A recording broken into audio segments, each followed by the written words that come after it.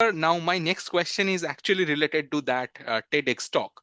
So, in that TEDx talk, you have actually emphasized a lot on shifting from the doing mode to the being mode. So, you had talked about shifting from the doing mode to being mode. So, if you can elaborate a bit on that shift. Yes, absolutely. That the topic of the talk was the art of doing and being.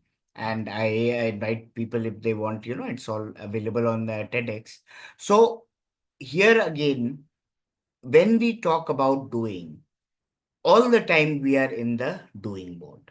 We are right from the time we get up, you're in a hurry, you have to, whether go to your office or wherever, whichever place you are, and then you're constantly doing one task or the other, and always you're in the run. It seems as if you're in a hurry from morning to evening. You're running, whether you're coming back from the office or whether you are in your home also working from home. It's always a doing mode.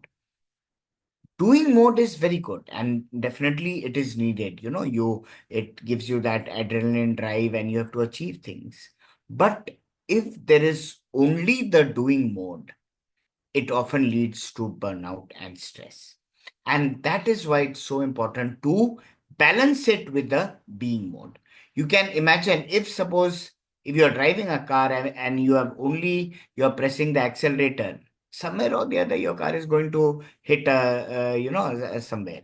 You need that break also. So we need this doing plus being mode. And that is what why I call it the art, because we need to cultivate that art so that it makes our life much more enjoyable, lighter, expansive, and at the same time, you achieve a lot more. So there are six simple strategies, few of which I've touched upon, which I've outlined in that, how we can shift very easily without spending any extra time, maybe a few minutes. That is all. So one is presence. The first is being present. The more present, the more mindful we are. We automatically, whenever we are present, we come back into that being mode. We become more centered, more focused, and we are able to get more space. Second is a very useful term, which is called Nixon. It's a Dutch term. For the short form is the art of doing nothing. Nothing. Because you'll see, Tamal, that even on our Sundays or holidays, we fill it up with some activity or the other. Okay, today's a holiday, I have to do this, I have to go somewhere and whatever, meet someone. So we never really get time where we are not doing anything. But we need to take out some time where we are not doing anything without any agenda. You can be either just, taking a stroll or sitting, watching by the window, whatever it is, not doing anything without any agenda. That there are a lot of studies and books about it, about how it can help, coming back to the being mode and increasing your happiness. The third, which I talked about last, was space. How by creating more space, that whenever we increase that inner space, we are coming back into the being mode. The fourth is awe. We when we talk about awe, we feel that okay, it is the Niagara or Taj or whatever, but there are small moments of awe and wonder all around us. If you just look around, maybe that photograph you have not seen for ages, it looks so wonderful, or just a scenery, or when you step outside, just a sunrise or sunset. So these awe moments we miss because we are lost in our thoughts and minds. And when we pause and become present, we can tap into these small awe moments, which does not require time. The fifth is savoring.